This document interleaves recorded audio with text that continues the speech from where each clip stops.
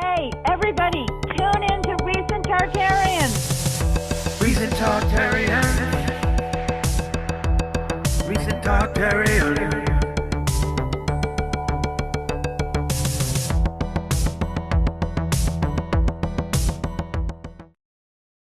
Hey everybody, I'm Andreas Xirtus. Welcome back to the show. Today I have a very special guest from the Ukraine. It's a friend of mine named Vlad. How have you been, Vlad? Hey, I'm fine, thank you. So It's Vlad, nice you having me. thank you for coming. It's amazing to talk to you. We've talked on the internet for years about transhumanism and artificial intelligence and geopolitical crises. So it's amazing to have you. And I'm kind of curious about, maybe you could just tell some backstory about who you are and your education and where you come from and your family.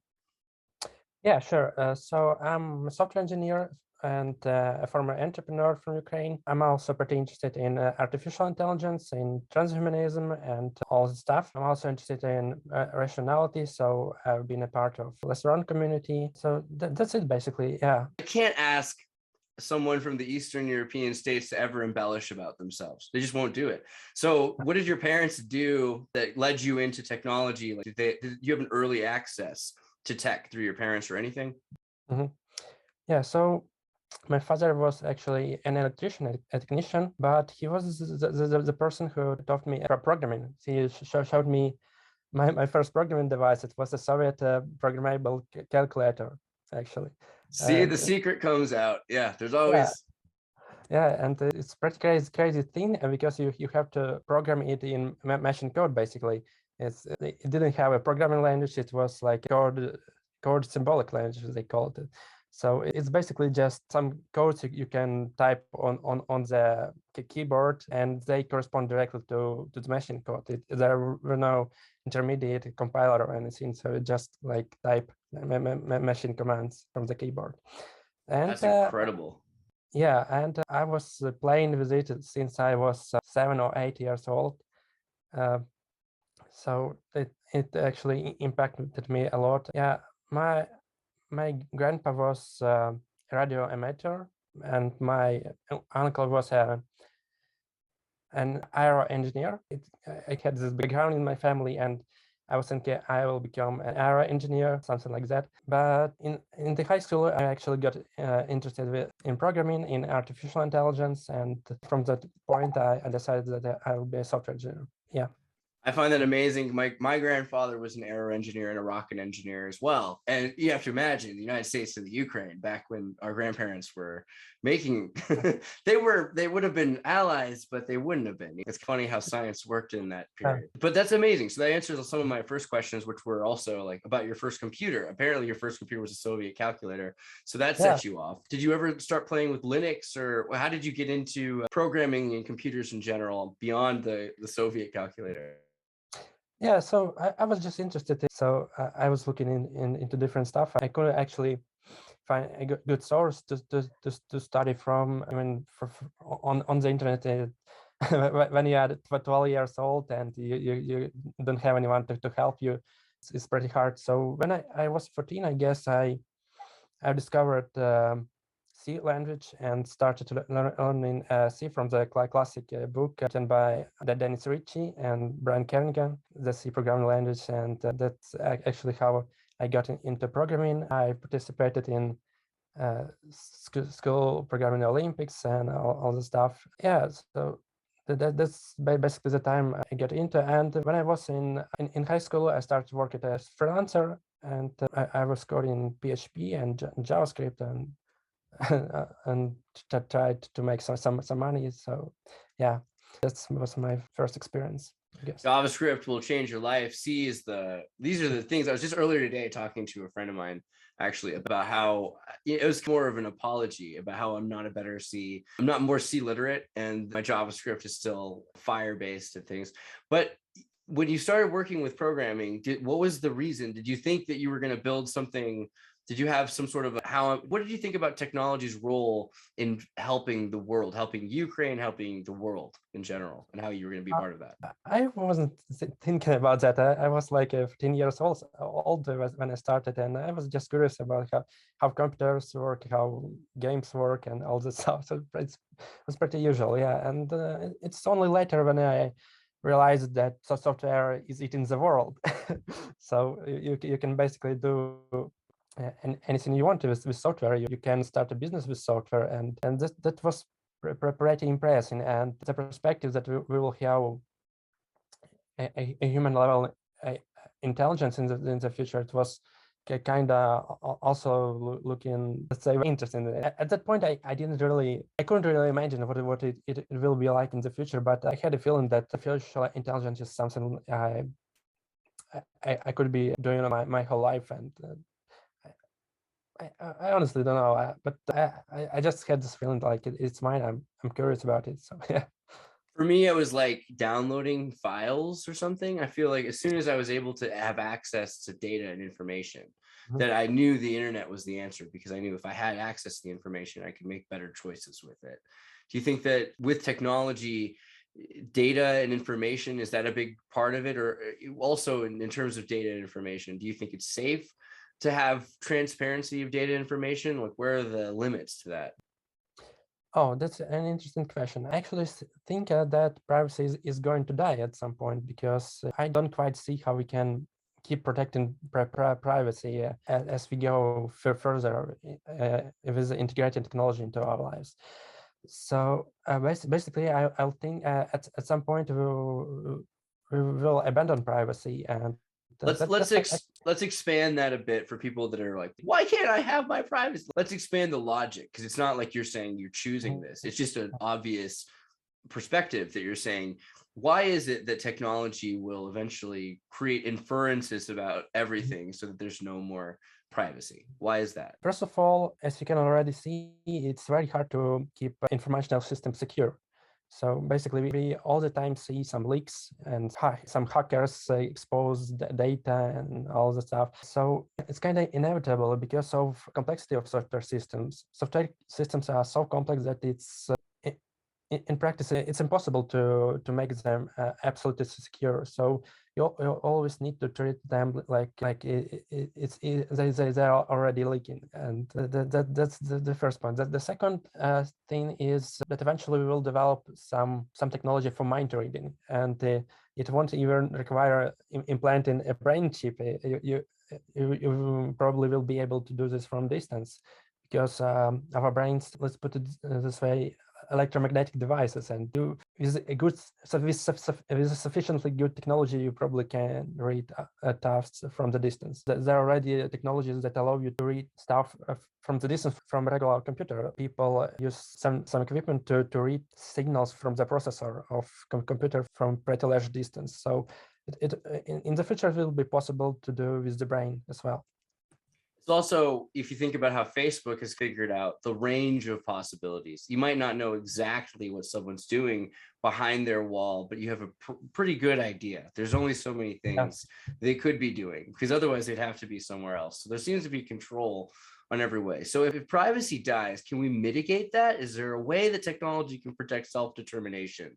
Can we have self-determination instead of privacy? Yeah, so I need to add also that the information in our brain is not actually encrypted. Like we can encrypt information in our computers, but information in our brain, it's not encrypted. It's only inaccessible because of complexity of our brain. Once we hack that complexity, all information will be exposed. So we can't protect information in our brain, actually. And given that, yes, we will have to develop some new perspective on how we live, how we interact with other people. That it will inevitably change our society a lot. But at this point, I can't predict that, and I guess it will be pretty any such predictions, they tend to fail terribly, and I don't think it. I can actually predict how our society will change. It's like asking a person from the 80s to predict how social networks will change relationships between people. So Brezhnevinsky said in Technotronic Age that social networks would remove privacy. It seems that the city mentality replaces the village, things like that. It seems like there's some examples of predictions about technology and its role in transparency and the singularity. I actually like the metaphor, a global village. Like we live in one global village where everyone knows everything about each other. So if you actually had experience living in a village, that people don't really have privacy there. You can just walk to your neighbors to his home, and even without asking, and people know everything, who's sleeping with whom, and all the stuff. And so we are moving to that, to a global village where you will have very little privacy, probably even in such privacy-less world, you will still have some moments that you will be able to keep to yourself, but in general it will be like a very big village. What about self-determination? So if someone were to say they wanted to make a choice, would they be able see? Privacy is a lot of the time people associate privacy with choice making, because if they're in a society that doesn't let them make choices publicly, then privately they could vote. And this is why anonymity in voting is so connected. But in a society where there's no privacy, can there instead be audacity? Can we just vote publicly and proudly? Can people make decisions? Is there a way that we can protect people's self-determination, their ability to make their own determinations over the loss of privacy? It's okay if we lose privacy so long as we can keep that. Is that possible, or what happens to it? Yeah, I think it's possible. I don't actually follow this line. If you don't have privacy, you will still be able to make some choices, but I'm not sure it will be that limited. What will be actually the problem is that you won't be able to hide your intentions, your actual intentions. So you will have to live either like a very honest person, or you will suffer consequences.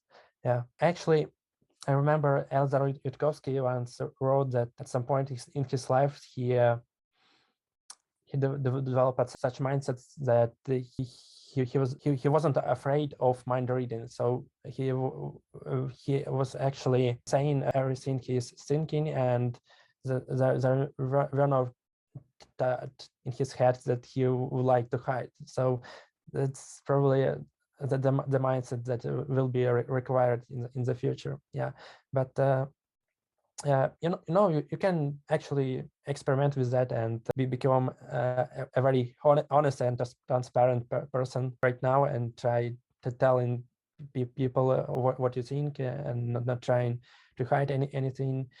And you will see that you still have some self-determination. You will still are able to do choices, even if you are honest about your choices. You'll still be able to do it. So yeah, I guess we can keep the self-determination, basically. Yeah.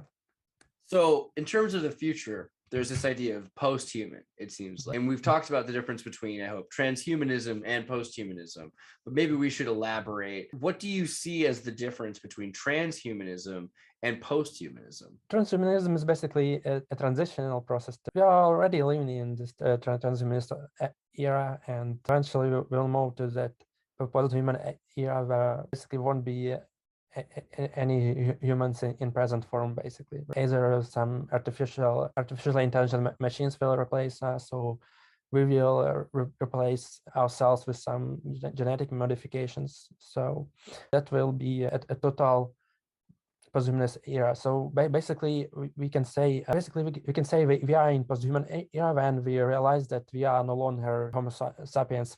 Have we reached the post-human age already? So here's my question. Oh, no. Is transhumanism, where's the boundary? Where does transhumanism is, where does giving a limb to someone who doesn't have a limb and extending the life of someone whose life is ending age, these things are transhumanism. Where does that divide? Where's the uncanny valley into posthumanism, beyond just extending life, beyond just extending human capacity? I guess the line will be at the point where first we'll have some the different species of humans. So basically the difference should be as large as between Homo sapiens and Neanderthals, basically. Yeah, or even larger as between a human and a monkey. So That's basically it. And an important thing I believe is that we should be able to reproduce that way. Either post-human machines should be able to replicate themselves, or post-human organisms should be able to replicate, basically. So it has to go with some significant alteration of our DNA, basically, or this creation of some machines that can replicate themselves. Yeah. What about, okay, and now here's the second part of that question. What about artificial general intelligence? What is the difference between artificial general intelligence and transhumanism in the route to posthumanism? As I mentioned, there are two roads to posthumanism. One is biological, and another route is technological, to creating some machines that will replace us. That's true, possible, and I don't have an opinion which one is better, and what I don't think it can be predicted. Well, let's weigh them out. Let's diagnose what is artificial intelligence. What do you think of as artificial intelligence? What does that really come down to? And artificial general intelligence, how's that different? I think artificial intelligence is a kind of optimization process that is able to produce better solutions that than existed before. Basically, an artificial intelligence should be able to take some problem and produce a better solution to it than it was possible before. And if we talk about general intelligence, it's actually pretty hard to define. There are a lot of definitions. Some they say it must be like human intelligence. Some say it can be completely different. So it's actually hard to define. And the real question probably is, do we humans actually have general intelligence? Because we obviously can apply our intelligence across many domains, but certainly not to any possible domain. And we have actually a lot of limitations. And so we even have some limitations that computers do not have. And there's a big question, what is artificial general intelligence? But the most simple perspective on that is it's an artificial intelligence that is able to work across many domains, basically. Yeah. Ben Goertzel refers to the pattern recognition system and the ability to facilitate using that intelligence amongst other pattern recognition systems, or other, being able to apply that information. What about social differences between AI and humanity? Do you think that AI will have emotions? Will AI be able to exist as a citizen? Apparently there's one in Saudi Arabia, Sophia. What do you think about AI and humanity? How comparable are they? Totally incomparable. Totally different. We need to first realize that our emotions, our feelings, are the things that evolved in the process of evolution, and they serve some purpose, basically, some survival purpose. And the society, which we built, is actually based on those I would say those mechanisms we have in our brain, basically. So our morals, societal norms, they are coming from evolutionary process, and an artificial intelligence won't necessarily have this mechanism in place, because it wasn't going through this evolutionary process, and it wasn't let's put it that way, there were no selective pressure to make it work in a society, basically. So when we think about creating artificial intelligence, it's very important to ensure that we can build it with those mechanisms that we have. So that's basically called an AI alignment problem. We have to align the goals and incentives of artificial intelligence with our own. And then this is actually a very complicated problem, and a very important problem with artificial intelligence, because if we don't get it, that we can create an artificial intelligence that won't value human life. Basically, it won't value us, and therefore it will be pretty dangerous to us, basically. Yeah, and that's a question. So if AI didn't have the evolutionary path necessary to make it not make it against murder and pedophilia and et cetera, then AI becomes the psychopath. And we've seen AI psychopathy a lot It seems like more AI has gone psychopathic by watching, even either on its own without any frame of reference, or just by Cortana going on Twitter. It seems like it's picked up on the worst traits of humanity. So what are we creating here?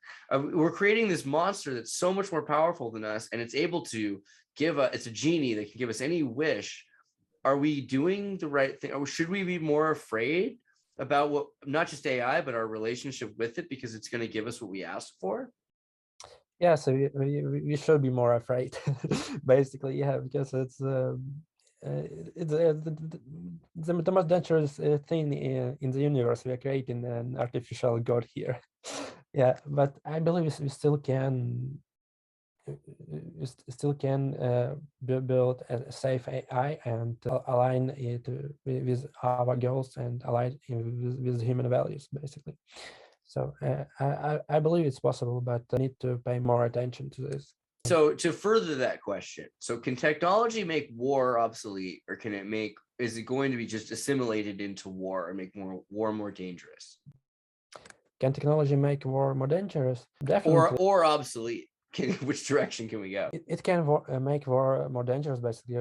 That's what we see, or what we can see through history of 20th century, basically. So nuclear bombs definitely made war more dangerous. On the other hand, we had this belief that they also make wars obsolete, like almost impossible, because the major world powers don't actually want to annihilate each other, and it's keeping us from World War III, basically. But I'm not sure it's still true, because eventually in some country a psychopath can get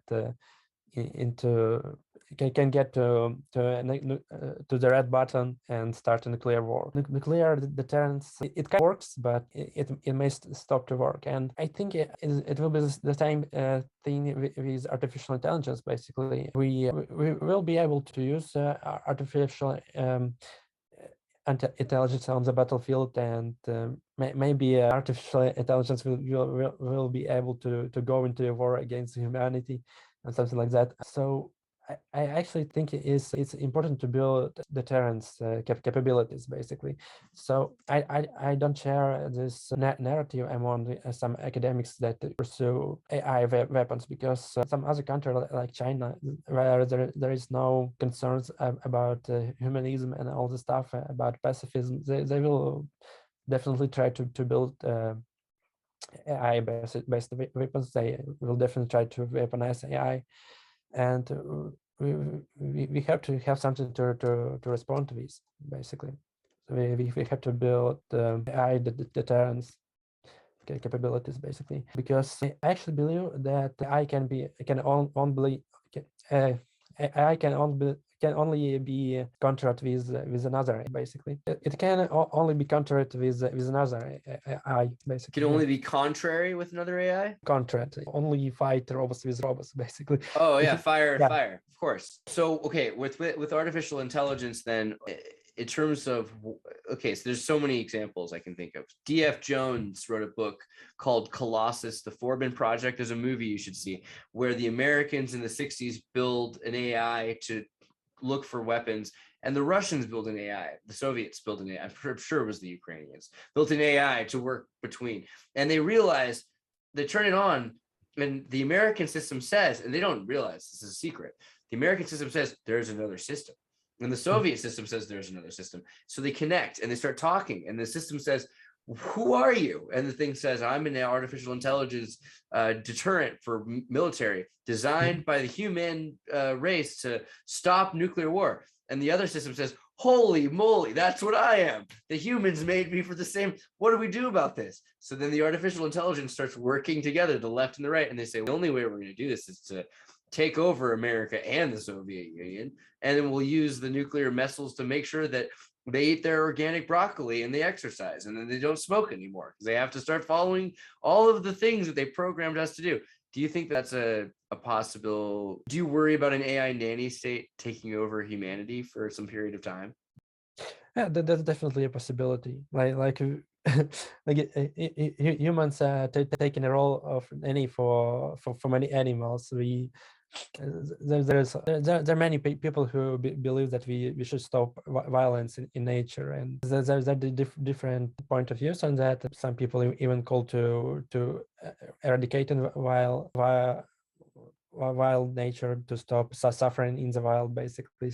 Wow. So like, in other words, to stop violence in nature would be to stop the lions from yeah, no wild animals, no suffering. Yeah, something like that. Is that possible? What do you think about that? Okay, so in terms of uplifting, humans had a long time to uplift animals, yet we've only made them into pets.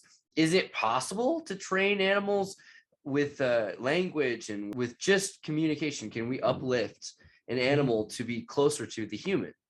Mm-hmm. Yeah, we probably can't uplift them, but we probably can turn them all into pets.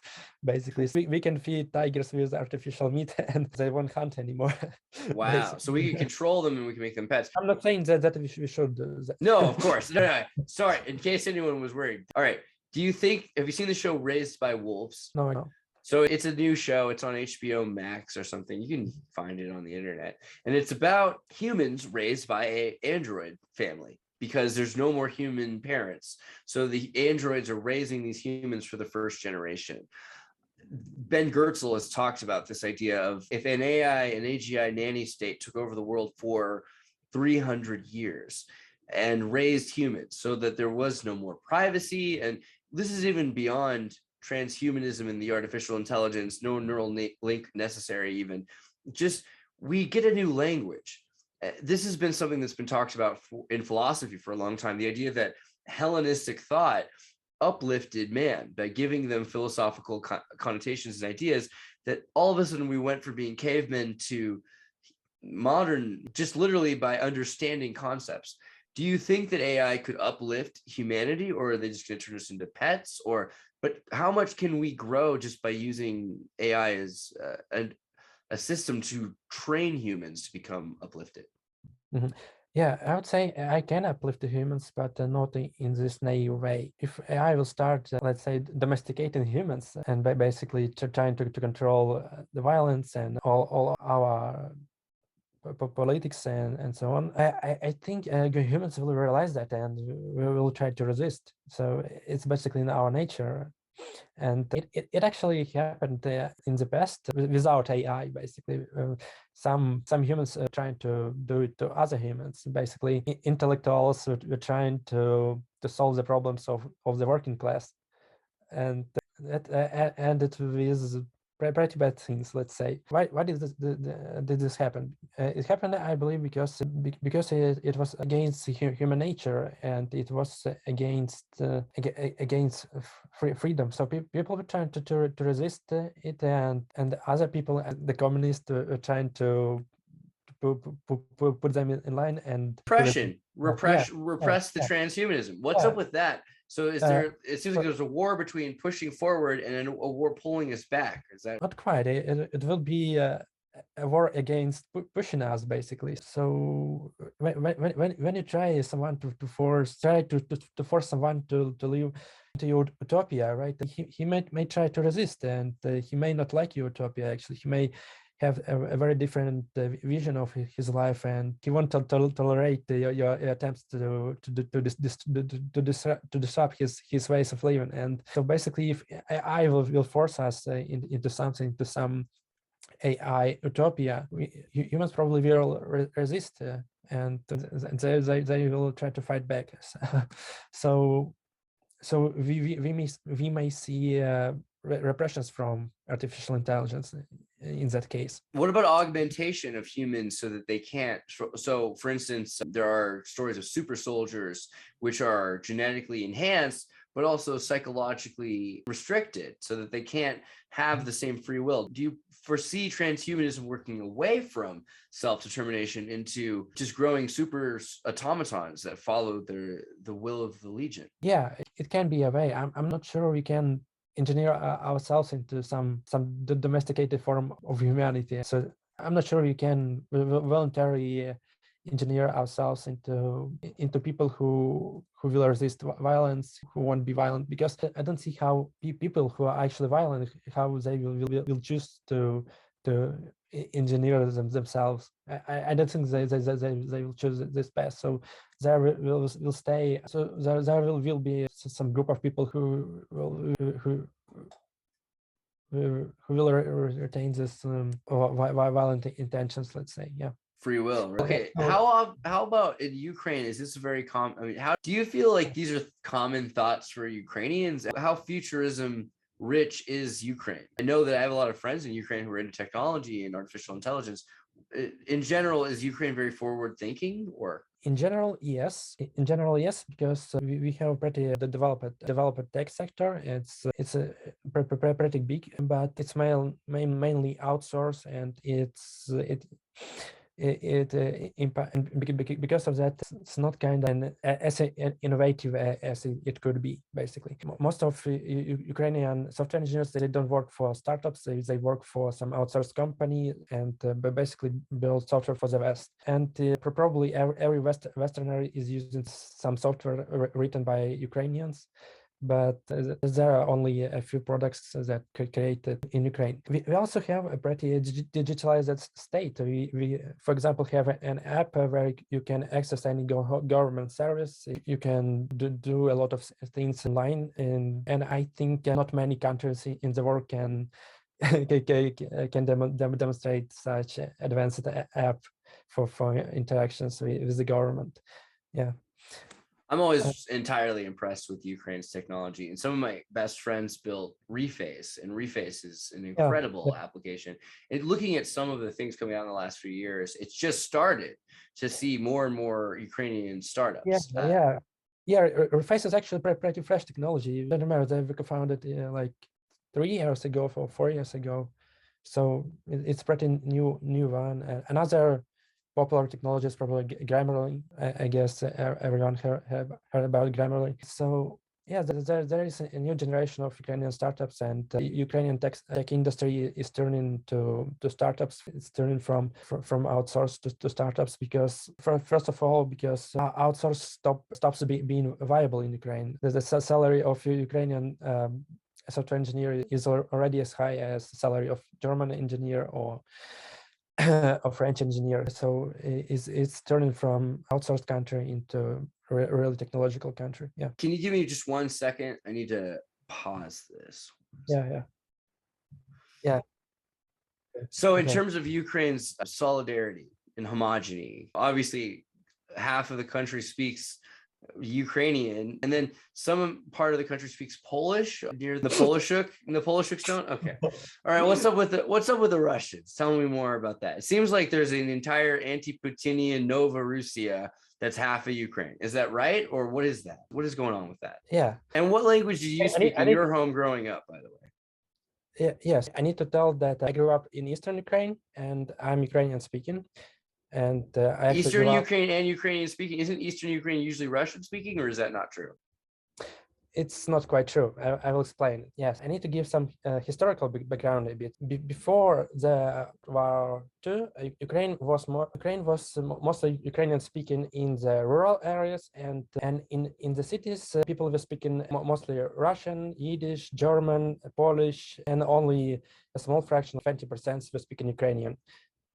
And it was true for basically all of Ukraine, even for Lviv, for Kharkiv, for Kyiv, for any Ukrainian city or town. There are a lot of reasons why it was that way, but basically Ukrainians didn't like much industrializations. They like to work on a farm, basically, and there also was some amount of discrimination in the cities. That's how this ethnic disposition was formed. And after the World War II, after the ethnic composition of Ukraine changed a lot. It basically became divided between Ukrainian speakers and Russian speakers. So it is still, until recently, it was like that people in big cities, they speak predominantly Russian, and in small towns and in villages, people speak Ukrainian. So I was born in a small town in eastern Ukraine, and people there speak Ukrainian. 90% of people in my town speak in Ukrainian, basically. And it's a normal situation for all of the eastern Ukraine, except of some small districts in Donbass and in Crimea. In rural areas, people were speaking Ukrainian. In big cities, people were speaking mostly Russian. But it's not like in big cities, people speak only Russian. There's, of course, a lot of Ukrainian-speaking people, and all people know in Eastern Ukraine. All people know and understand two languages, basically. So there was a big problem until 2014.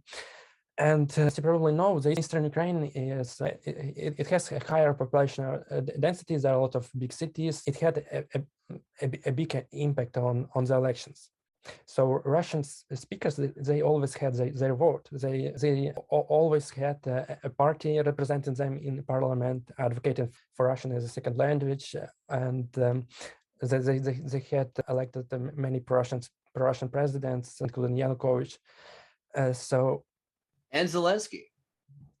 Yeah, and Zelensky was seen as a pro-Russian president, but Zelensky was the first president for whom people voted basically in every town and every city. So he got a victory pretty much in all regions. It was the first case. Was there, so in other words, usually it's like Ukrainian villagers voted for a Ukrainian speaking politician?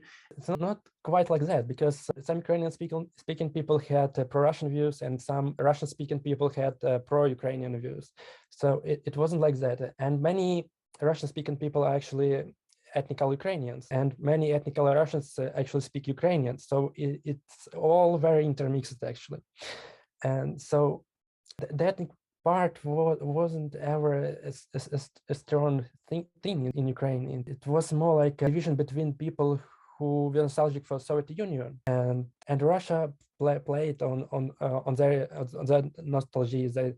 They started selling the idea that Russia is that Soviet Union, that country they want to live for, because older people they always believe that the grass was greener, and even if they had a better lives in Ukraine, in independent Ukraine, they were still thinking that it was better to live in the Soviet times. So that actually is a weirdly logical thing to think if you were in the Ukraine. If of all the Soviet states, you guys had Chernobyl, which before the blast was the most futuristic city in the world. You're talking about your grandfather, everyone who's important, anyone who's anybody was Ukrainian. So I just want to elaborate on that a bit. What do you think about the Soviet nostalgia of the Ukrainian people? How strong or how big of it sounds like you're saying that's the biggest issue. Is that true? Yeah, it was very strong among older people, and even some young people were even some younger people who hold those views. And later later Russian propaganda started playing with those views and started telling those people that Russia is basically the country they want to live in. They need to return to Russia and live in this single big country like the Soviet Union was. So they telling people is the solution to their nostalgia, basically. And people actually have some Stockholm syndrome, basically. They probably didn't have a good life, but they had a simple life under Soviet rule, because government could give people flats, they could give people some vacations in Crimea, and people were nostalgic about that. They were nostalgic not even for Soviet Union itself. They were nostalgic about their use, basically, because some grandpa is thinking that in certain times his dick was working and he had everything, but then he was like 50 years old in the 90s, and he failed to adapt to the new era, and he lost everything, and he is now sitting watching TV and complaining about his life. So this dissolution of these older people and It's probably the reason why many older people were nostalgic about Soviet Union. But it's not like all people like that. For example, my family suffered from the communists, and they were always aware of the crimes communists did. In my grandparents never had this sentiment. They were always considering Soviet Union as something evil. But even them are sometimes nostalgic those times because they were young. The grass was greener. I had Alexander Dugin on my show recently, and he was saying the same thing. He was very anti-Soviet growing up, but as he gets older, he realizes that the West wasn't really the lie that it was promised. It's not that much better, and in fact, there's a lot of things which are equally as evil and as dark and as sinister. So it becomes really hard to say, well, at least, you know, it's terrible when you're stuck in the Western ideology of the lesser of two evils. But looking at Chernobyl, you guys had this concept of building a energy rich futurist city where everyone had free energy, had access to everything.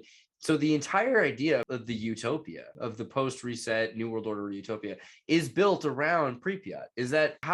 What do you think about that? That Russia is, their whole dream is Ukraine, right? Isn't that the whole thing? I'm not sure it's seen this way here, because Pripyat wasn't a unique city. We actually have a few cities in Ukraine right now that still basically built like Pripyat, as they are still with nuclear free energy and access for scientists to live. Not free energy, of course, but but with nuclear energy. Yeah, the city of Enerhodar and the city of Varosh built around nuclear plants, and they are pretty similar to Chernobyl and Pripyat. But they're not free. So in other words, there was a city once where... Yeah, they're not free, of course. And Chernobyl was a beehive. Everyone had a job, and the queen made sure there was honey. A lot of Soviet-minded people, they still have that dream. It's not even like a futuristic dream. It was was a very simple way of living to them. It wasn't like they think about some futuristic stuff, but perfect to them. Yeah. I have a little dream about Chernobyl myself. I don't like that that people remember it as the city that blew up. I wish they remembered it as the Crown City. I think that would have been cool. Yeah. But along came Servant of the People. So this is a show that I'll just introduce that in America, it's on Netflix. You can watch it. If you type in looking for the political party that runs Ukraine, it'll ask, did you mean the political party that ran Ukraine, or did you mean the Netflix available show, a comedy?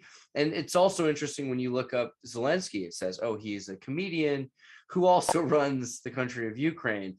And it's just the most amazing show I've ever seen. It has amazing use of lighting and aesthetics from every other show ever made in the United States. So this Roseanne kind of mother, who is the scientist mother, and her taxi driving 50, he's beyond 50, husband who used to love the Soviet Union. Now he just has an illegal taxi, and his son who's trying to be a decent high school teacher, who played the voice of Paddington Bear for children growing up, so that all Ukrainian children would love the voice of this man who played the bear that they were familiar with. It's pretty much the funniest show I've seen in years. It's brilliant. It's hilarious. I just got to wonder what it would, and I just saw it now. So I got to wonder, what was it like when all of this, you're living in Ukraine, there's the Crimean Tatars, there's this riot, there's a civil war. There's a civil war in the Ukraine, and then the show comes out. What was that like? First, I need to tell we don't see it as a civil war, basically, because... Fair enough, by the way. Yeah. We don't see it as a civil war because we know that before 2014, there were no separatist movements. There are some guys advocating for some forms of separatism, but no one was taking them seriously. I can find pictures from Donetsk in 2011 to 2011 when we had Euro to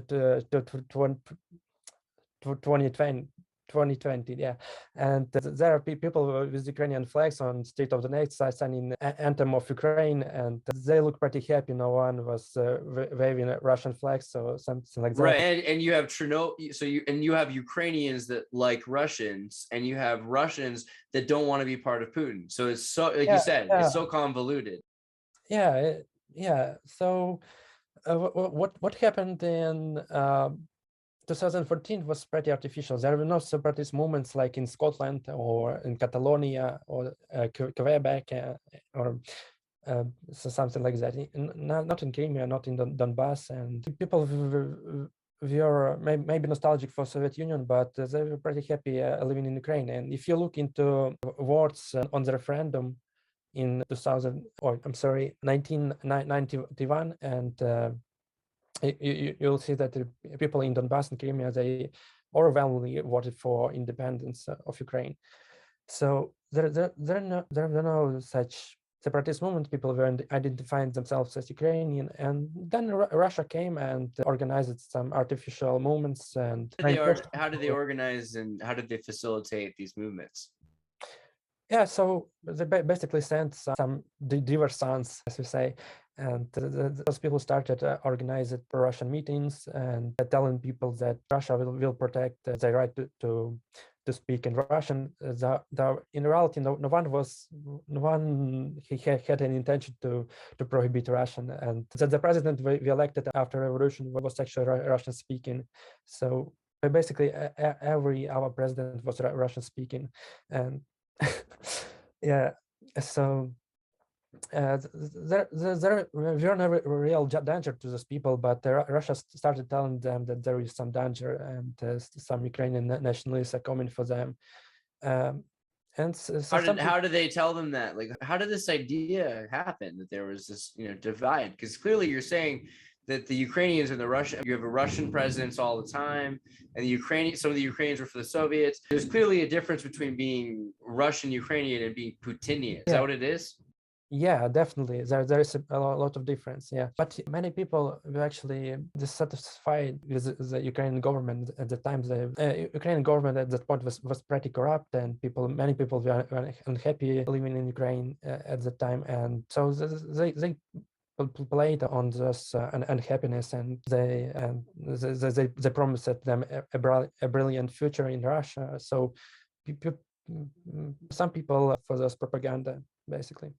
Yeah, and I don't know. Propaganda is basically turning brains into mush, and you can't with those people anymore. It's pretty terrible, actually. Yeah, but it's not a civil war when they send soldiers from Russia.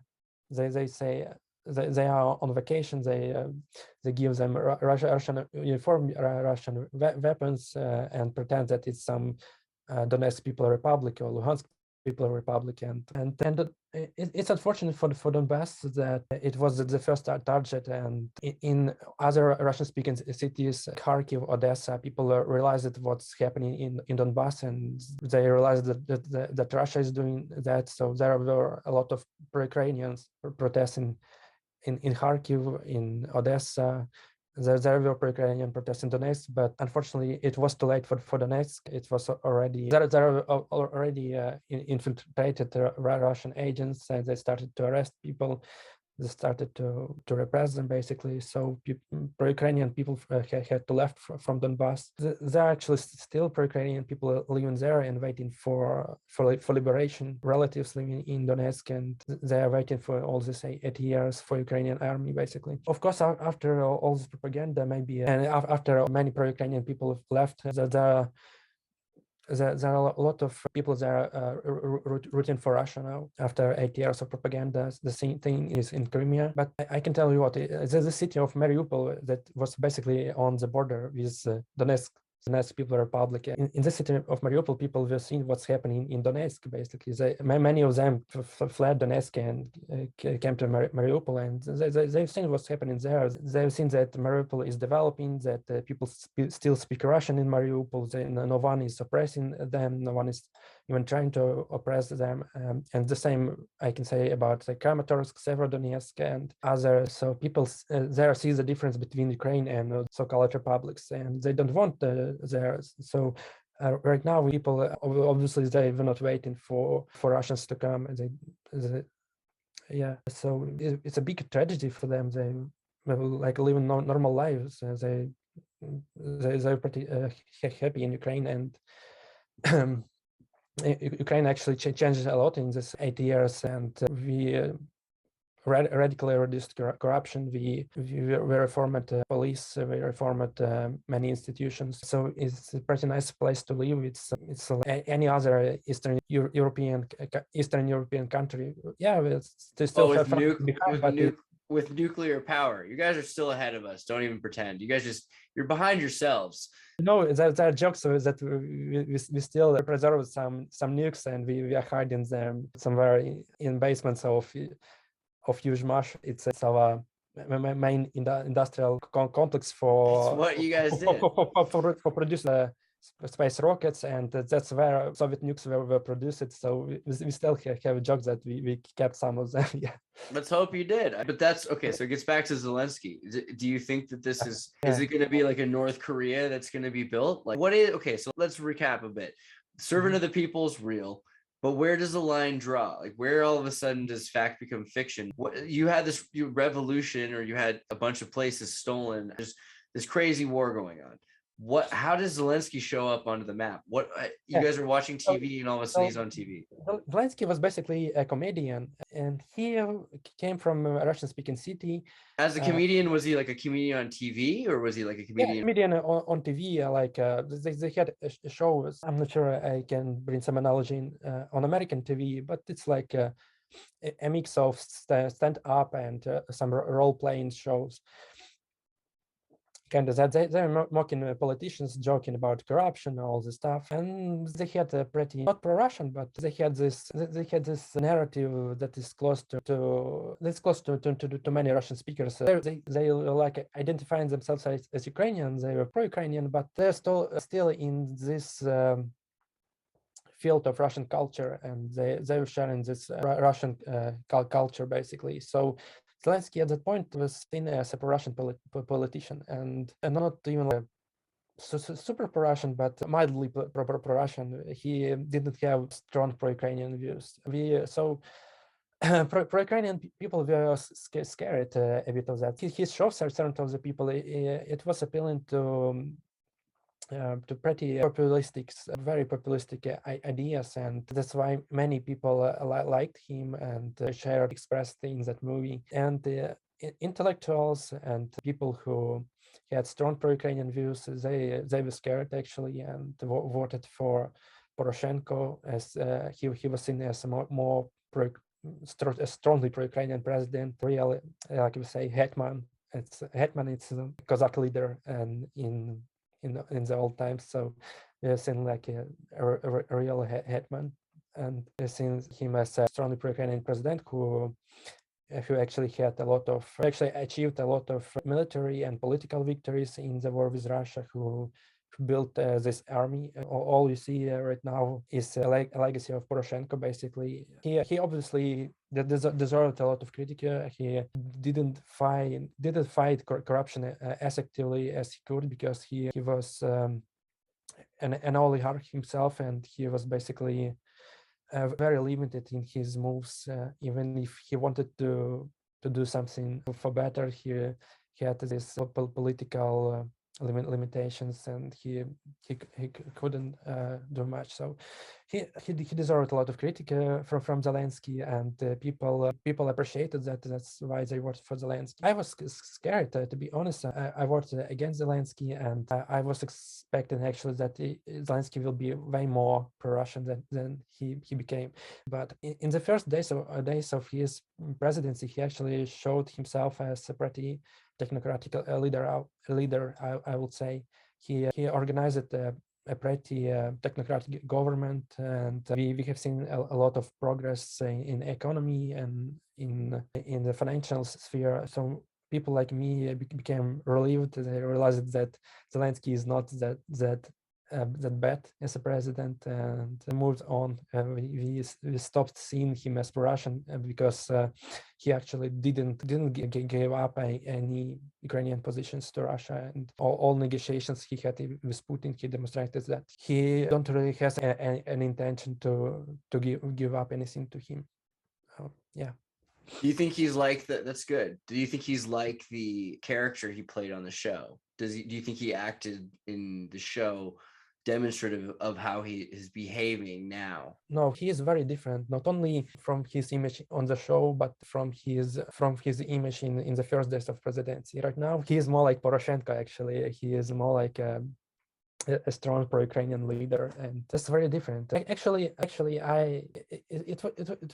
was what many people expected for him to turn into, because every Ukrainian president he was coming into power as more or less pro-Russian, but later every president was he can't do anything about Russia. That Russia is actually trying to put pressure on him, and even Yanukovych, that was probably the most pro-Russian president, he turned into signing an agreement with the European Union, and Russia started pressuring him. He back off, and that injured people and caused revolution. So every Ukrainian president knows that he will be playing a pro-Russian card, that people will be really injured, and this pressure from people, they form the policy of every president. Basically, people forced Zelensky into becoming what he is now. Basically, yeah. So Zelensky is very different now, and he was looking like a very weak president, like a very populist president in the beginning. Right now, he's seen like a strong leader, and he has super pro-Ukrainian position, and he's seen as a big patriot, and most importantly, Russians hate him, and that's a good indicator for us. Yeah. But at the end of the day, Ukraine's been forced in this internationalist chess game into a Czech move, where there's to move out of Czech, Ukraine either has to assimilate with Russia or assimilate with Atlanticist West, the transatlantic hegemony. Is that right? I mean, because it seems like Zelensky talks about European Union, the United Nations, NATO, anything he has to take any bank loans, anything, just get involved with the West. Doesn't that make Ukraine a state again, not in the Soviet Union, but in the European Union or the Western Atlanticist Union? Yeah, first thing that I need to tell is that no one is forcing us. We want to be a part of Europe, because that's how we identify ourselves. We identify ourselves as Europeans, and we see ourselves as a part of the Western family. We see a huge difference between us and Russians. Basically, Russians they have totally different set of values. And what is the difference in the values, for instance? Yeah, so Ukrainians, we are freedom lovers. Freedom is the most important value for us. We love freedom, and we hate when someone is coming and telling us what to do.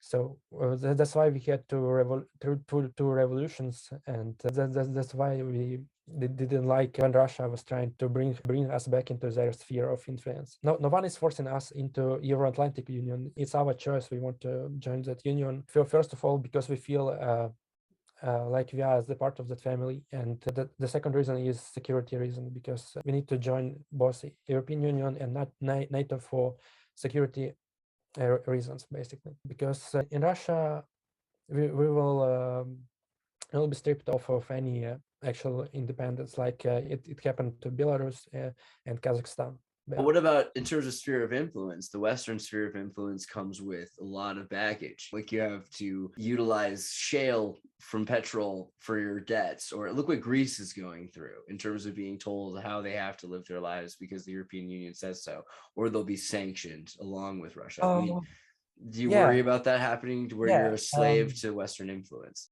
Yeah, as I said, we first of all we value freedom.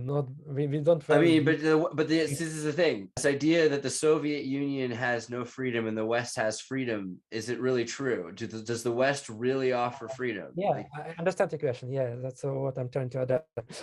European Union and NATO, they both have a set of requirements that a country should implement in their laws and all the stuff. So Ukrainians are actually pretty resistant to that, and many Ukrainians are pretty resistant to the idea that we need to do what the European Union is telling us. For example, if the European Union has a VAT tax, we don't actually like it, and we didn't want it to have. So there are a lot of detention in Ukraine against the tax. We have our own tax system, for example. Yeah. So many reforms in Ukraine are actually slowed down, and we still didn't implement them because of this resistance. We want to do some things our ways, basically. And also we are we not many Ukrainians probably realize, but we are more like Americans or British than like Western Europeans, like Germans and French. So we are more like Americans. We have this strive for freedom, and we have Ukrainians who advocate for gun ownership, and they advocate for privatizing everything and all the stuff. In Ukraine, at least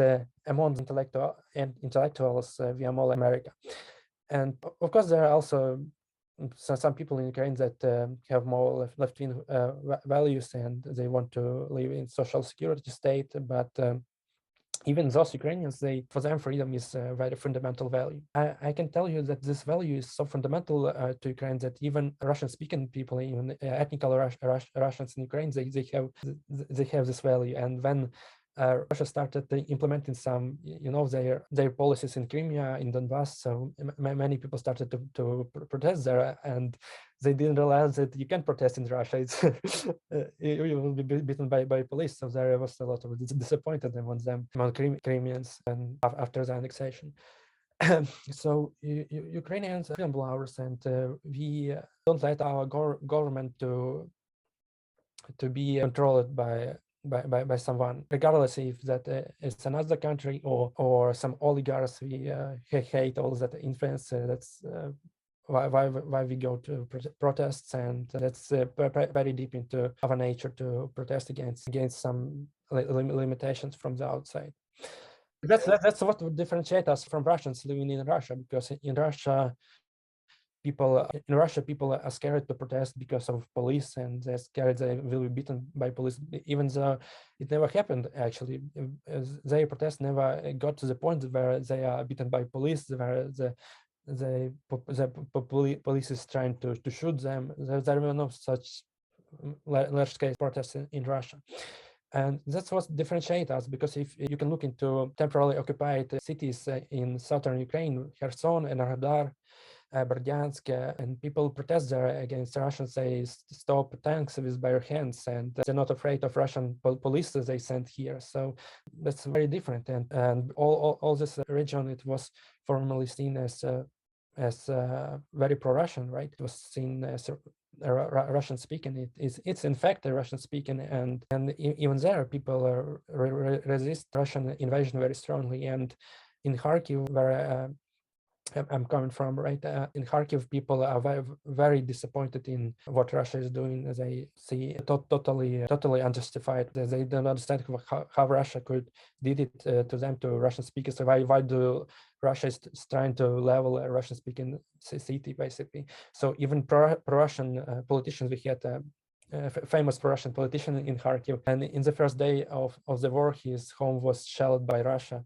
He is actually living pretty close to Russian border. So in that day he changed his views immediately and became a Ukrainian nationalist, basically, because he didn't expect that Russia will do that. Yeah. But you also have, so on the other hand, you've got Zelensky's invoked emergency powers under martial law to suppress 11 political parties, a complete strict ban on any activity by some of the For Life Party, which holds 43 seats, a number of things about nationalization of television by Zelensky and restrictions. Yeah. Isn't that kind of similar, or is that, how's that, maybe it's just precedent? How do you feel about that? Yeah, so you see, it can be compared like it's Second World War, and it's Britain, and Nazi Germany has some radio stations in Britain where they spread propaganda 24/7, and those parties and those TV channels were backed by Russian oligarchs, or they were directly funded from Russia, basically. So that was the reason behind the prohibition, and overwhelming majority of Ukrainians support that decision, basically. So Zelensky had this political power to do that. If that was an actual oppositional channel like Poroshenko, right? If he was trying to do something against Poroshenko, and he actually try to do that because he sees Poroshenko as corrupt politician, and he wants to imprison him for that reason. And Poroshenko supporters do not see Poroshenko as a corrupt politician, so there is a lot of tensions between them. And even how do you feel about Poroshenko? Is he all he's cracked up to be, or is he as evil as they say? Which direction? So Poroshenko is like a real opposition to Zelensky here, and and actually no one is trying to oppress or repress him, and basically he has a freedom. His channels spreading some propaganda, and no one is restricting them. And we actually have a lot of oppositional channels in Ukraine, a lot of oppositional TV shows on YouTube, on social networks. We have very strong opposition to Zelensky in Ukraine. Basically, all intellectual elites are against Zelensky, and at least they were against Zelensky before the war, and they don't feel actually oppressed. So I would say. But what are their contrasts against him? Before the war, for instance, what were some of the main criticisms against Zelensky by the intellectual elite? So Zelensky has the style of governance when he's doing things that are technically legal, but they are not in good faith. So he's leveraging those things to push some laws and to push some the decisions he wants, and he actually exercises a lot of control over the government. So people see that he is influencing the government a lot, but it's not like a totalitarian influence, just or some unlawful influence. It's rather some things that he can do, but it will be better if he were not doing them, basically. Yeah.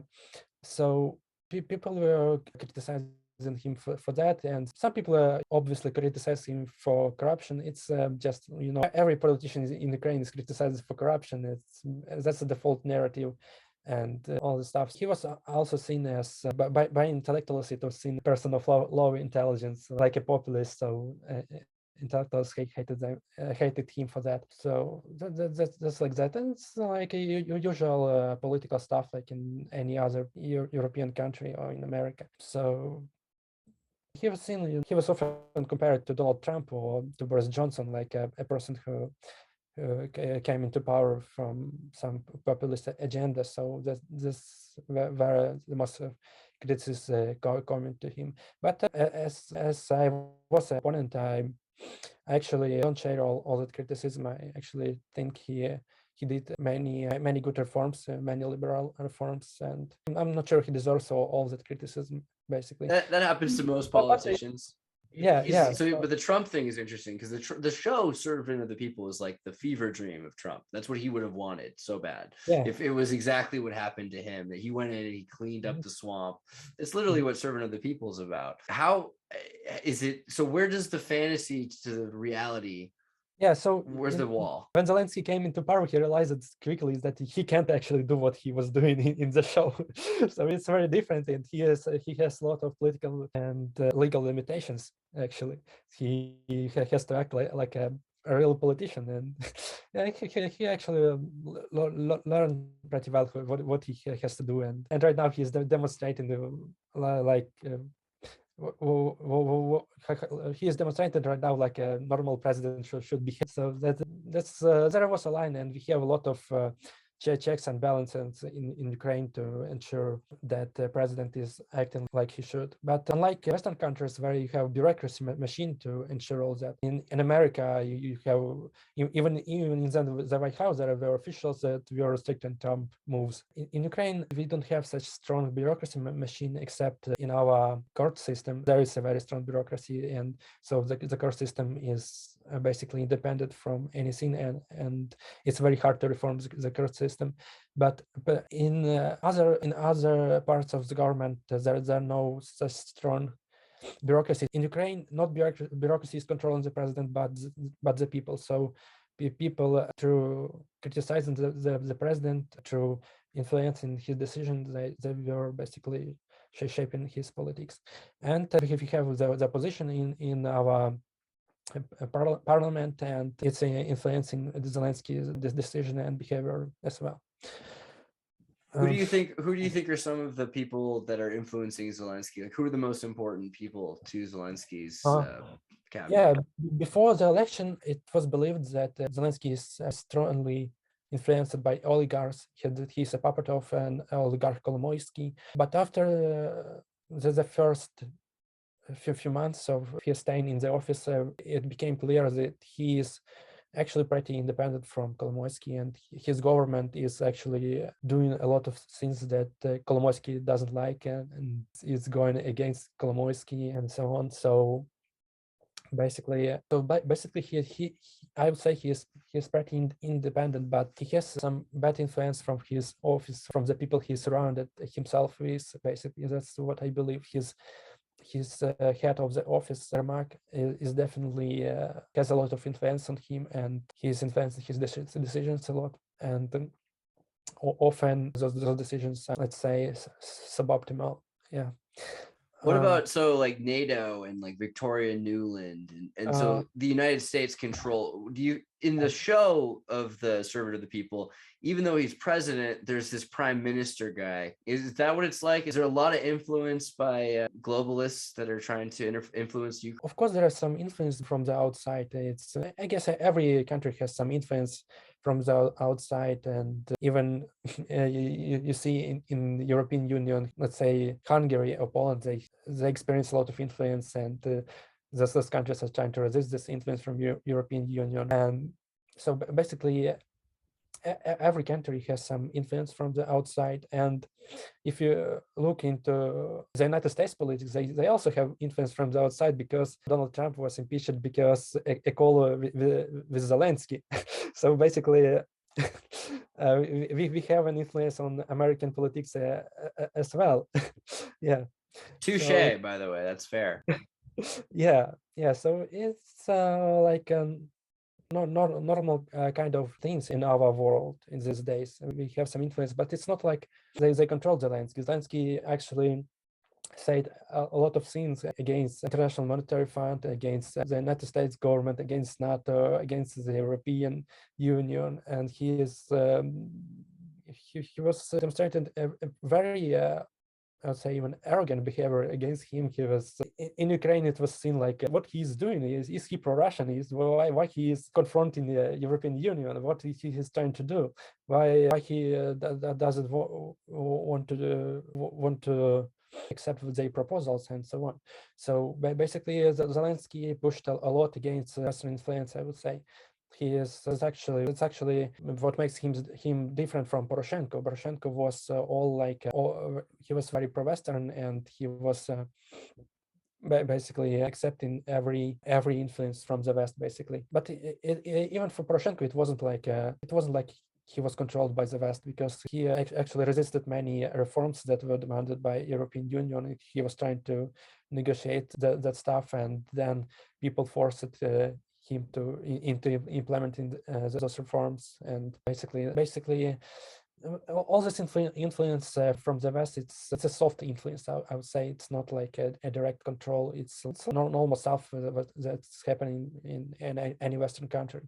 However, you can see, for contrast, what's happening in Belarus, where the president is a real puppet of Vladimir Putin, and he can't make any move without his approval. So basically, Belarus at this point has no independence, basically. And that situation is very different from Ukrainian situation. Yeah. So Ukraine is very similar to the United States in a lot of ways, it sounds like. I mean, yeah. And in Europe, we are similar to Poland, I would say. And though Poland is a very religious country, Ukraine is an atheistic country, but in many other aspects, we are very similar to Poland. And that's actually why we are looking into forming stronger relationships with Poland, with United Kingdom, with United States. Even if we join European Union, I think we will have a lot of votes in the European Parliament, so we will have a lot of influence in the European Union, and we will probably will be influencing it in an opposite direction, in an opposite direction than France and Germany is trying to influence. So That would be ideal. And the problem you've seen is that all these states, they entrap them into a banking crisis somehow, and that's why so many states are forced to do what they're told. And France has been under the gun for this as well. I'm worried about this idea of 51% voting taking away the rights of the state of Ukraine in this European Union. So about all these loans, so there is this like a World Bank, International Monetary Fund that offer four countries money in exchange of performing some reforms. Right? Basically, Ukraine has a very low credit ratio. At least it had a very low credit rate. Credit ranking, I guess. Yeah. So we had a very low credit ranking, so we couldn't go to market and sell some bonds and get money to maintain our economy during the war. So we had to go to this World Bank or International Monetary Fund and agree to their reforms, basically, and they will give us money in the exchange. So that's what our government was doing, basically. And it may seem external influence, but actually those reforms were very positive for Ukraine. They made the country less corrupt. They made the country more democratic. So they basically were about for free market, about the liberalization, all the stuff. So we had to do that anyway. It just we had this pressure. We had this additional pressure to our politicians because they knew that they need money. And basically, Zelensky was actually criticizing this policy of Poroshenko of making loans. He was criticizing his government. He called him a prostitute who is asking for money and all the stuff. And you can see in the sort of the people he is very against this. But he came into power. He had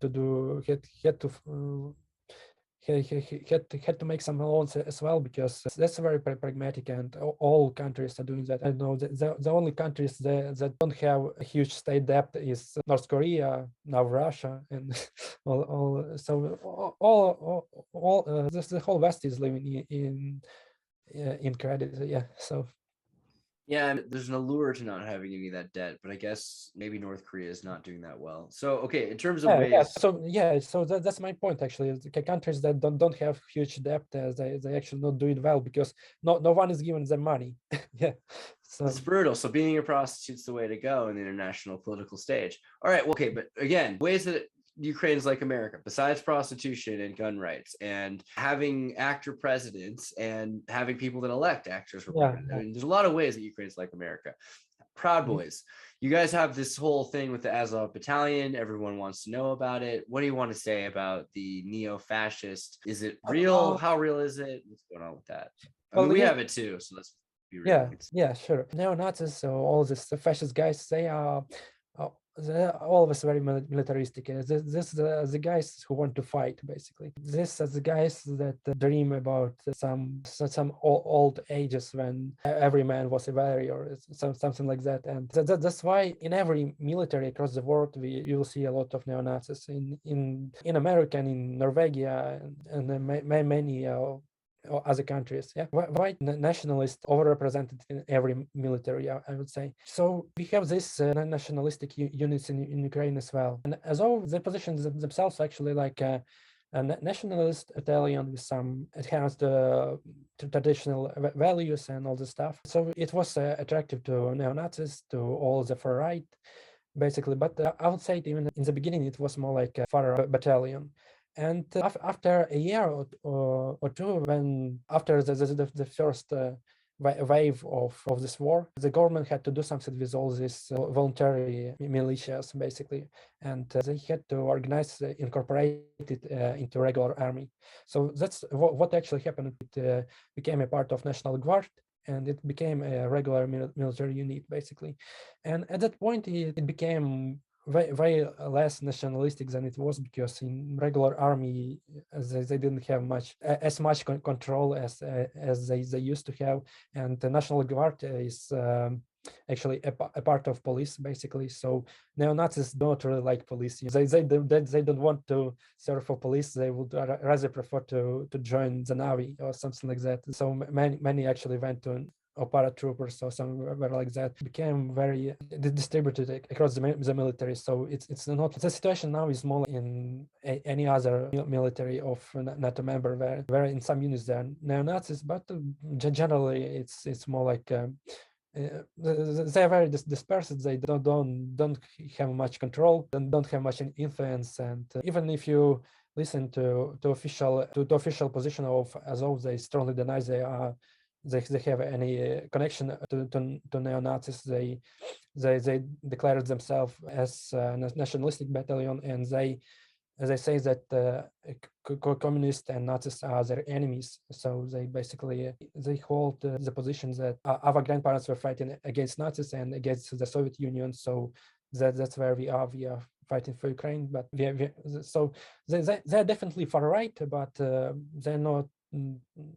They can be seen as neo-Nazis, and when the whole evidence they are neo-Nazis is some ironic photo from 8 years ago, kind of a weak argument. Yeah. Also, we had some other battalions with neo-Nazi influence, and like Tornado, and it was actually dismantled after the members of that battalion committed war crimes. And they're prosecuted, they were imprisoned, and in Ukraine there is control over such things, and we take it very seriously when something like that happens. And some members of Azov were prosecuted as well. I would say right now it's a pretty normal regime with some right influence and nationalistic position. But when it's a war, and we can't actually we don't have this opportunity to choose who will fight for us. We are thankful that they are fighting for us because they're actually good warriors, and are fine with that basically. And it's actually pretty diverse. I know there are some left wingers fighting in Azov, and one of them died recently. And there are even some Jewish people for fighting for Azov. So yeah, so that's a thing also. So about Israel, I know Zelensky's Jewish. There's a Jewish population in the Ukraine, and there always has been. How are relations with Israel? Our relationship with Israel is complicated because the government has a lot of influence from Russian minority in Israel, and from Russian oligarchs, for example, a famous Russian oligarch which is living in Israel, and many others. Government is not very keen to us. They are pretty neutral position in this war, unfortunately. But I know that people of Israel support us, and we support people of Israel as well.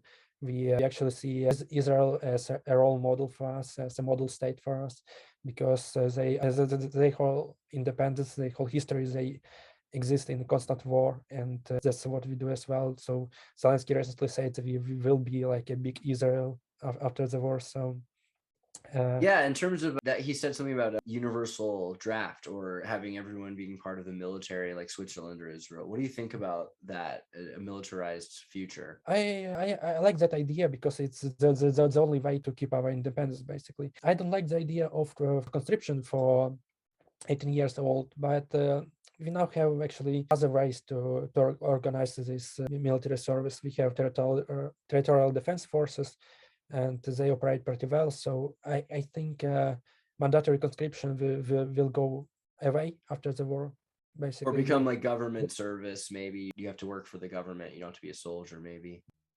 Yeah, something like that, basically, because mandatory conscription is actually not very effective. And while it was a way to prepare people for the war, but why is it not universally effective? Because people are motivated often. They don't want to go to army, and they are forced to. So it's not very so they're not very motivated to serve there. Even in the recent years, people basically they have this attitude. They like many people like serving in army because our army changed. It became very prestigious, and people take pride into that. But it's still not everyone wants to serve in the army. Not everyone wants to serve. People have their own jobs. They can be useful in different ways, basically. Yeah.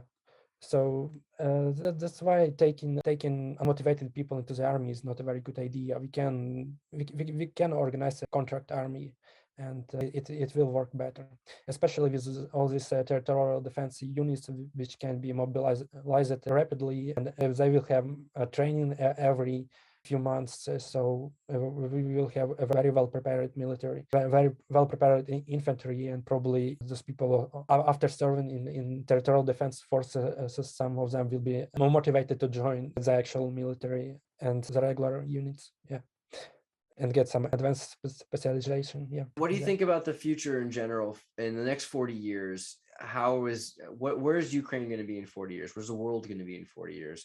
And how is technology going to help us get there? First of all, I see Ukraine as a very technological country in the future. I see we will take steps of Estonia, for example, which is we already took the steps. We have all laws to make legal base to turn Ukraine to that country. We still need to reform our court system, but I think it will be done. There will be political will after the war, finally.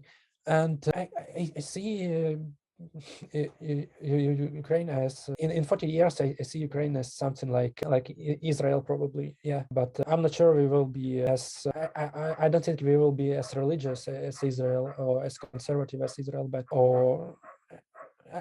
it's actually called Israel conservative, but they have gay marriage legalized and all that stuff. But what I mean is it won't be as conservative in the religious sense anyway. That's it, basically. I say it will be Ukraine as a normal European country with a lot of freedom, with gun ownership, as a strong military. So something like that.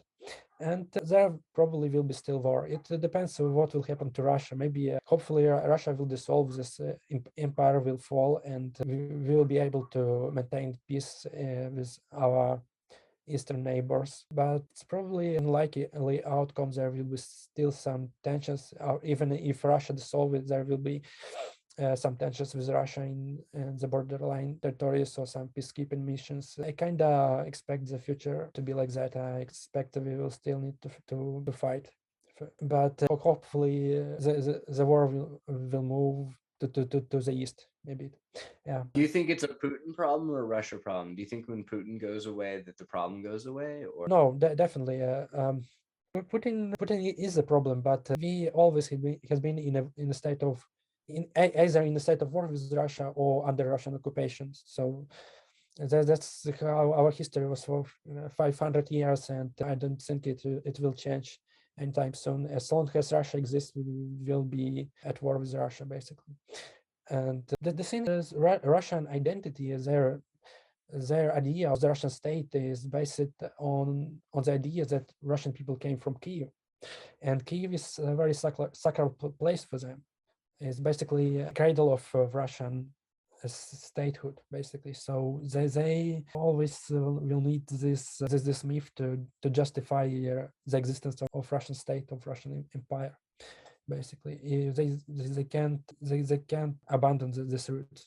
Maybe they'll come up with some different myth, but I don't think they will ever let us live peacefully. What about the odds of Russia? So you're talking about Ukraine has the tech, it has the history, it has the futurism. Does Russia has tech? Is Russia capable without the neoliberalism and freedom? Is Russia capable of winning? Are they able to take this? Are evil, brilliant people able to take the same brilliant ideas and win with them against us? So Russia definitely has tech, it has science, and actually their science is more developed than Ukrainian one, a legacy of Soviet state, but Russia has more money to keep their science alive, while Ukrainian science and Ukrainian military was neglected for years, and still don't have a lot of we don't have good educational institutions, we don't have good scientific institutions. We are trying to create them right now, but it's still far from the level of Western Europe.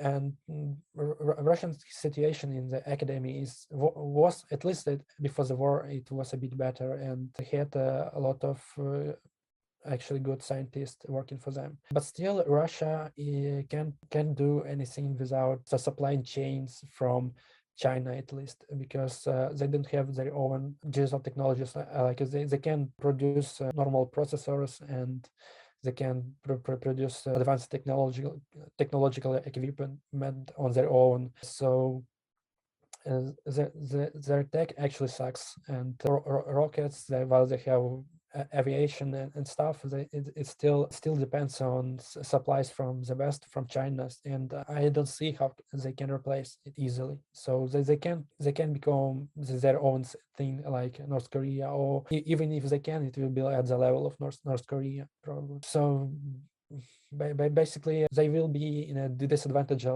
position, and it will hit them hard. I'm afraid actually that after this war, Putin will be, I don't know, killed or something, and there will be a new Russian liberal president who will establish a relationship with the West and something like that, and Russia will somehow manage to get rid of sanctions, and they will again try to build technological military without corruption. And Navalny is actually a Russian nationalist, and while he's considered liberal in the West, he actually supported the war against Georgia, and he supported annexation of Crimea in 2014, and later then he abandoned those positions because he realized that he needs support from the West. I still don't trust him, obviously. So if a person like Navalny will come to power in Russia, it will be really, really dangerous, because he will be a technocrat, and he will be able to build a Russian state without corruption, and probably under such a regime, Russian military will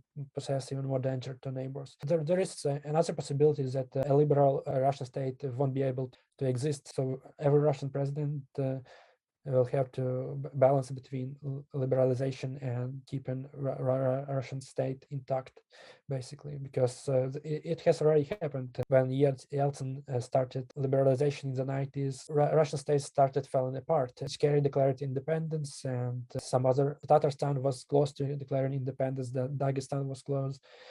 And so he started a few wars in Russia. He started a war in Moldova, in Georgia, and he almost started a war in Ukraine, which was a nuclear state at that time. So Yeltsin was seen as a liberal president. He implemented neoliberal reforms in Russia, and Russia still has that legacy of neoliberalism. But Russian economy until recently was more neoliberal than Ukrainian economy, actually. They had that legacy. And then Putin came into power after Yeltsin. Yeltsin was seen as a liberal, but Yeltsin was still like a liberal apparatchik. He was a member of Soviet elite. And Putin was seen as a pro-Western guy because he worked in Germany. He was a spy in Germany, of course, but he lived in the West. He spoke German fluently, and he was seen as a liberal and pro-Western guy, and that's why the West forgave him a lot of things. They forgave him Georgia, and Obama initiated this reboot with Russia, and so Putin was seen like a pro-Western guy, and Russia in that period worked closely with NATO, and I remember they were fighting pirates in Somalia or something like that with NATO. And yeah, at the liberal president, but you see how it ended up. So I don't believe in liberal Russia. I believe that Russia should face the fate of all empires, basically. Even liberal empires like empire, it was a pretty liberal empire, but it fallen apart, basically. So, and that's for the good, actually, of course. And Russia, it will be for the good of Russian people and other people living in Russia. It will be for the good of them if Russia stop existing as an empire. Yeah. That's been about the war. Maybe it's more about the battle. Right now, are we winning the war? How's this going to end? Yeah, so we kind of win the war because we have a better prepared military, we have better training, we have some cool equipment from NATO, but we still, Ukraine is still a much smaller country than Russia. They have bigger military, they have a lot of meat of they can send a lot of people, and we have to and they don't care how many of them will die. So that's their main strength, basically. They also have chemical weapons, they have tactical nuclear weapons, and they may be willing to use them, basically. So that's a real possibility, and it may turn everything upside down. So it's very important that Ukraine continue to receive help from the West. We need way more equipment. We need tanks. We need jets. We need air defense systems. We need rockets and missiles. Yeah, there is still a fight going on, and it's actually much. We have much complicated situation in the east than we had around Kyiv. So while Russia able to defend Kyiv, we still have a lot of job in the east, and it's still pretty dangerous. Definitely, we want the war in the sense that Ukrainian independence, that we still even thinking right now about invading the whole Ukraine, but still need to free the rest of Ukraine, and we still need to push Russia back. So it's still complicated such situation. And I want to make clear that this war can end with a peaceful agreement. It's an existential war. Russia, as they say, they are fighting for their existence, and they know this, because if Putin loses the war, Russia will cease to exist, and if Ukraine loses this war, we cease to exist. So any peaceful agreement, it will be only a very temporary at best. And we actually had this ceasefire for 8 years after Minsk agreements, and actually war never stopped. They were fighting in Donbass every day. So there's the possibility of reason this war is still possible, is still present, and that it will be very temporary. I don't see can we maintain peace through peaceful agreement with Russia, basically. And we also realize that if we don't push Russia back to where the wars, they will perform genocide on the occupied territories. So Zelensky actually can't give up our territory, but maybe he will be forced to if our losses will be too high, and we won't have enough equipment. So that's also a real possibility, unfortunately. But basically, that's it, I guess. Yeah. How worried are you? That worried, or do you think it's okay? How worried I am? I'm not worried. I was telling people before the war that I'm not worried about the possibility of this war, because I'm mentally prepared to this war. But most of people are worried. They are scared, and they're still not sure whether we will win. So I'm confident that we will win, because I'm confident even without a good reason probably. I just know that you need to have confidence in victory if you want to win. So I'm confident and I'm not worried. But it's not because that situation is good. The situation is obviously bad. I'm just mentally prepared to it. So that's why I'm not worrying, and that's why I have this confidence. But situation is still complicated. We still need to fight. There's still a lot of things, a lot to do. Yeah. It's a lot more confident than some of the people I've talked to from the other side. So very well done. I want to tell everyone where they can find you. If you want everyone to check out Vlad's work, you can go to his website, which I have Andreas.me. He has Siriniok. Is that how you say it? How you say your last name? Yeah, Siriniok. Yeah. I did pretty good. All right. So yeah. If you spell it, it's like Siri and then NIOK.me. America, you can do this. And if you go to his site, you can find out. Siri and Onion. Yeah, something like that. It's based. And so he's got a great GitHub page as well if you're interested in his tech, and you can reach out. So thank you so much for making the time to answer these questions and to have a chat. I really appreciate it. I hope that this helps the world understand what's going on better. Yeah, thank you a lot. I enjoyed this conversation. Thank you for inviting me and giving me an opportunity to talk about all this stuff. Yeah, great.